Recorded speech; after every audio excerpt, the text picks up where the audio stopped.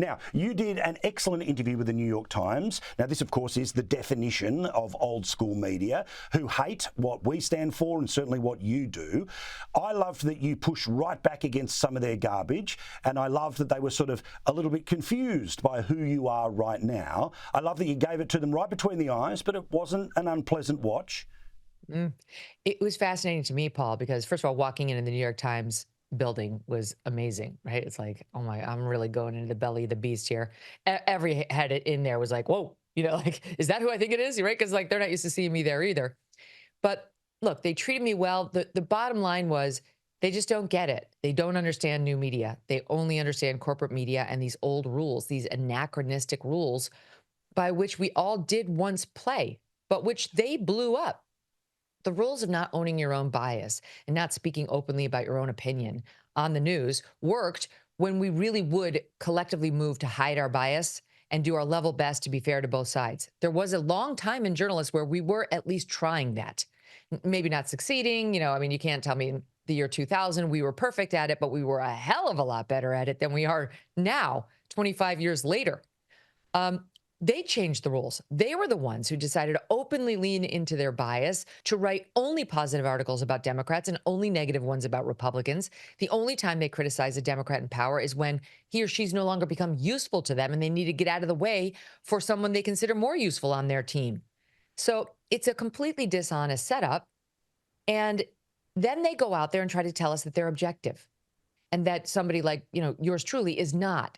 See, I can't cover Trump fairly anymore because I said I'm voting for him and I want other people to vote for him too. So therefore, I'm no longer independent and my audience can't trust me to report unfavorably on him when he deserves it. And I laughed because it's like, no, you don't understand. That only gives me more credibility with my audience, and not because they need to hear me say I like Trump, because they want to hear where I really stand, whether they like it or not. Those are the rules in this lane. And you people at the New York Times who won't say who you're voting for aren't fooling anyone. So what you have is a dishonest relationship. It's like a husband who's cheating on you, and he comes home every night and he says, I'm not cheating on you. I absolutely love you, honey. We have a wonderful marriage.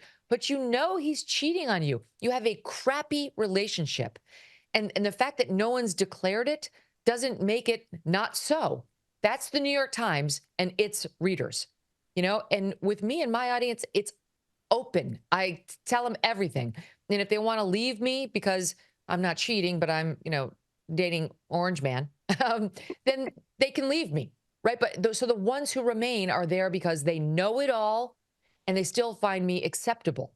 But that's the only way you can compete in this universe where I am, where I'm not just up against fellow journalists. I'm up against entertainers. I'm up against comedians. I'm up against so many compelling and entertaining and talented options that's how the audience sees me, as just like a button they can press and they can get the news from me, or they can get it from a number of other people. So I better have an authentic, good, tight, honest relationship with them, or they're never going to click on my face. 100%. But it's also something that you did on today's show, and you were talking about raising resilient kids.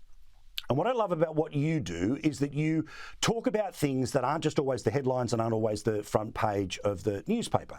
I like to say we have the most honest show on TV because, yes, it's serious, but yes, we'll have a laugh. You'll know if I'm happy, sad, angry, all the rest of it. And I'll tell you how I really feel about things. And that's something that millions of people turn to you each and every day, regardless of whether it annoys because you're not 100% MAGA. And it also stimulates people to think about things that they haven't. You've also got a format now where you can talk to people like Jordan Peterson for an hour and a half. Yeah. And on top of that, it's like, why would you think that when it comes to a political candidate saying I'm going to vote for him and I want you to do the same thing would then stop me from criticizing him? Why? Mm-hmm. Like I didn't understand why she would think that would ever be an impediment to me. And it was clear she doesn't watch the show. That she said she does watch the show regularly, but it was clear she doesn't watch it that regularly because I do rip on Trump and his administration all the time. All the time. It's not like, I wouldn't say I'm, a Rachel Maddow type, but when they do controversial things, I'm very clear about calling them out. And they don't love it, but that's the way it goes. I think they understand what I do. And frankly, my core belief about the Trump administration is they don't really respect you if you're a supplicant. Like they will deal with you more and respect you more if you stay strong, stay independent, and don't sell your soul. And by the way, why is it different when Megyn Kelly says, I'm voting Trump and you should too, than from when the New York Times says, we're endorsing Joe Biden or Kamala Harris and you should too? You should vote that way too. It's the same thing. I'm a journalist, I'm a pundit, I'm a media company owner. That's the same. That's all the products you can find over the New York Times too. They just can't understand it, I guess, when it's me. In any event, I just think the whole model of we're pretending we're objective is dead. No one buys it. Everyone knows that 99% of the people who work at the Times voted for Kamala. Everyone knows that they all hate Trump and that they'll spend the next 4 years trying to bring him down. We all know that, whether they're going to own it or not. And I think we've already returned to the days of, it was called yellow journalism, but when it was much more partisan. And when you went to pick up a newspaper here in America 150 years ago, you would know, it would be very clear that it was your partisan newspaper, and your friend who was across the aisle would pick up a different one that he liked, that had his worldview enforced. And that's fine. That is absolutely fine. It's probably not as good as where we were in like 1980, but it's way better than where we were in 2020. So we have to deal with the reality, that we've been dealt. And right now, partisan media, siloed media is it, and it's fine and it's honest. And now at least people know I'm getting a certain worldview. And if I want to factor in another one, I will know where to go to get it. You blaze so many trails, particularly when you talk about things like kids. You are famous for taking your kids out of some of the more highfalutin schools in New York because they were part of what was damaging America, and you had enough of the system. And we've heard that story, and I love that story. But you're also endlessly interested about giving information to parents and grandparents about how they can bring their kids up better, not in a way that replicates our childhood, but takes care of them in their childhood. And we've got real problems at the moment. The kids are not all right. Have a look at everything from mental health to academic performance. How important is it that we keep having these conversations, and what did you learn about the shows you've put forward this week about raising stronger kids? Well, we had this, he's a psychiatrist on, and he's a child psychiatrist too.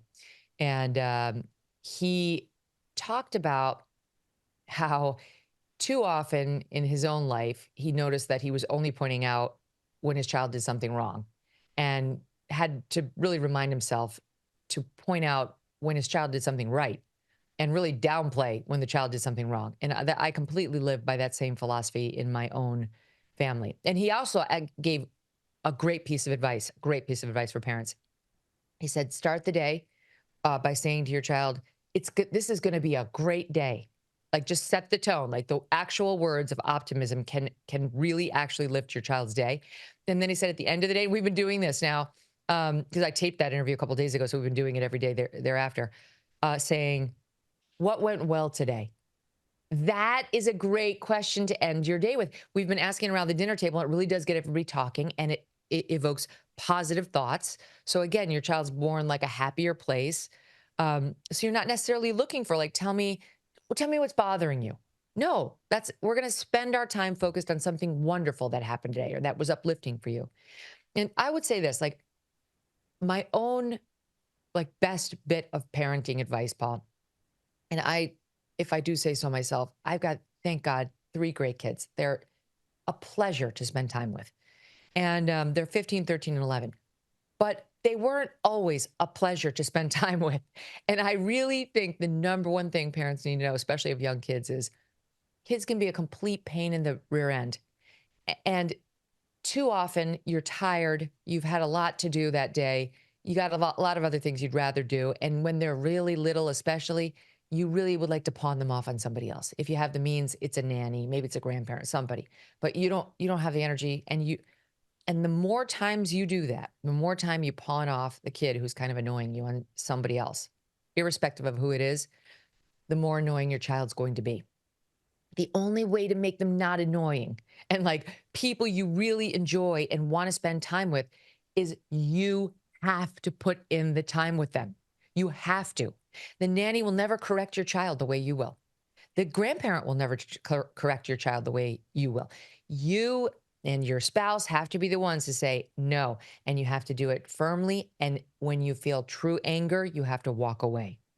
Try at all costs not to scream at them. That's not helpful. It's not good. Doesn't foster a good relationship. And we all get there. I've been there. Trust me.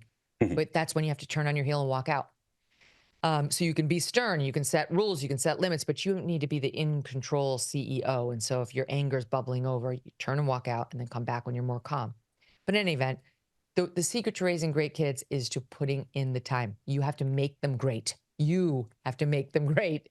And if you just do that, like more often than not, when they're little, by the time I would say by the time mine were like 5, 7, and 9, we were already on like the free lane. It was great. They were already so great. And they've remained great. And I really see the difference because I think they know they're really clear on what the limits are. And it dovetails with what Dr. Amen said, like recognize the good, point it out, praise it, look for opportunities to reinforce the good behavior. And the less attention spent on the bad stuff, the better. I completely agree. So good to hear and such a great way to end our conversation. I absolutely love having a chat to you each and every week. You are our favourite part of every week. Thank you, Megyn. We love you. Love you too, Paul. Thanks for having me.